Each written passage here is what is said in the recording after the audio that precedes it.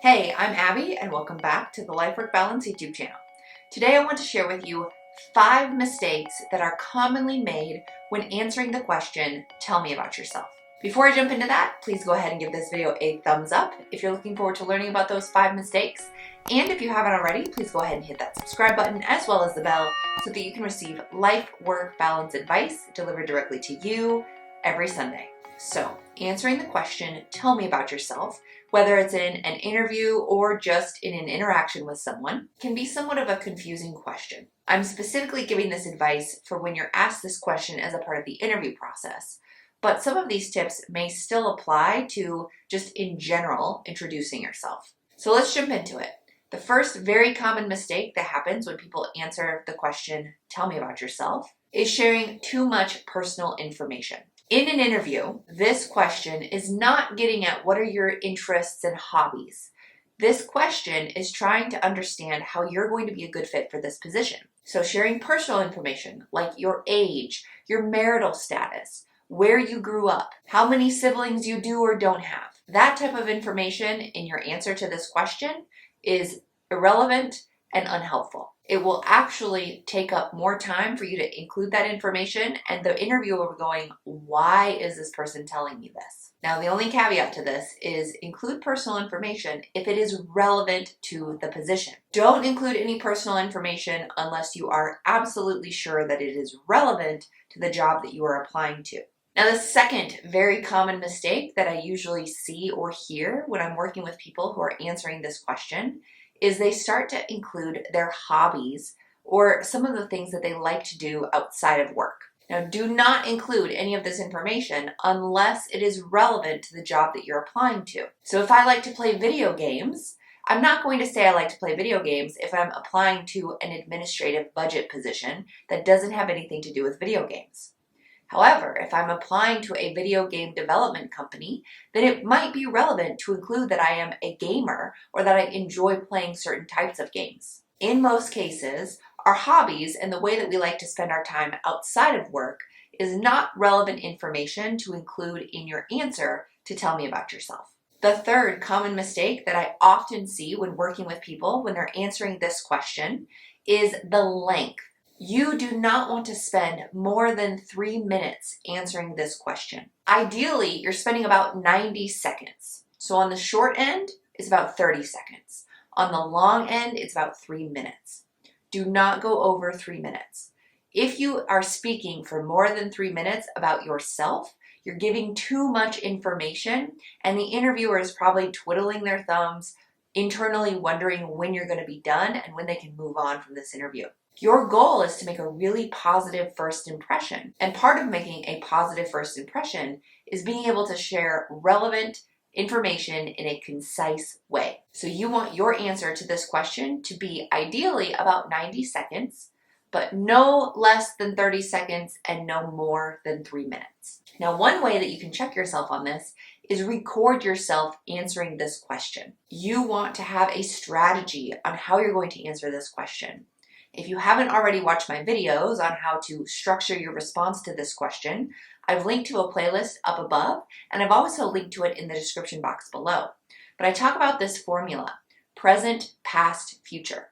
When you are strategic about the way that you're answering this question, you can be more intentional about the information that you're sharing. So I recommend that you draft a response.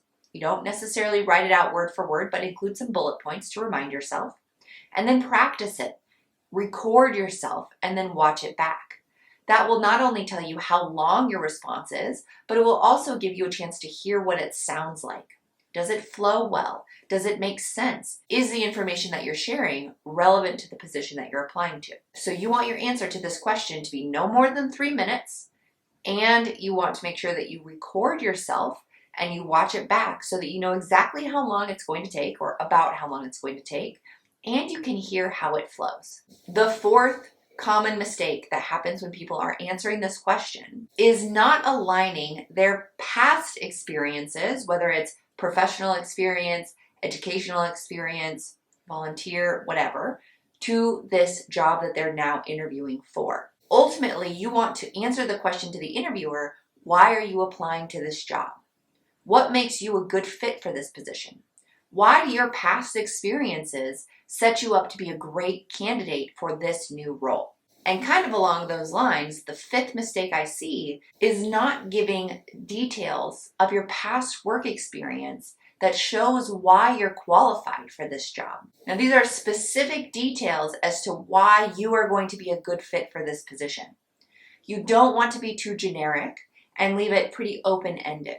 You want to give specific examples from your previous experience that demonstrate why you are going to be a highly qualified candidate for this position. Let's say this is a sales position. You may want to drop some statistics or quantifiable numbers into your answer to this question. Why is that important? Well, it's demonstrating that you have the experience and the qualifications for this role. Now, let's say that this is a role where it's your first job, or maybe it's new to this industry.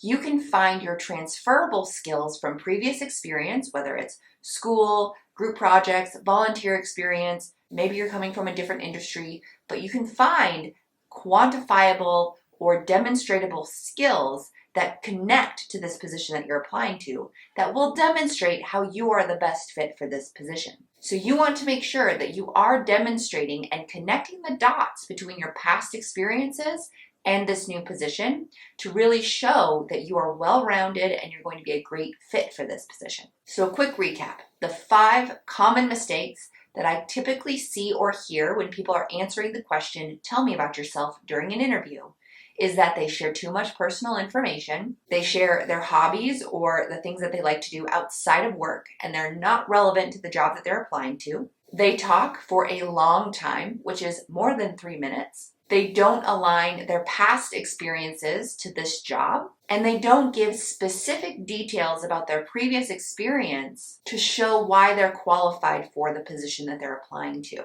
So when you're answering the question, tell me about yourself, keep those 5 things in mind. Keeping those 5 things in mind will help you set yourself up for success while answering this question. It will not only give the interviewer a really good first impression of you, but it will also give them an idea of why you're applying to this position and why you are going to be the best fit for this position. So if you found this video helpful, please go ahead and give it a thumbs up. And if you have any additional comments, questions, thoughts, or ideas on this, please throw them in the comments box below. I love receiving comments. I do my best to get back to each of you individually, but if I'm unable to do so, just know that your comments will likely help someone else who's going through something similar. So throw any questions, comments, thoughts, or ideas in the comments box below. If you are looking for customized help with how you might answer this type of question and any other type of interview question, consider sending me a message. I've linked to my website and my email in the description box below. I would love to set up a one-on-one interview strategy session with you to help you set yourself up for success to be your best self during your upcoming interview. So if this is something you're interested in, please reach out to me today. I have limited spots available each week to work with people through interview strategy sessions, and I would love for one of those people to be you. If you haven't already, please go ahead and hit that subscribe button as well as the bell so that you can continue to receive life-work balance advice delivered directly to you every Sunday. Thanks, and I'll see you next week.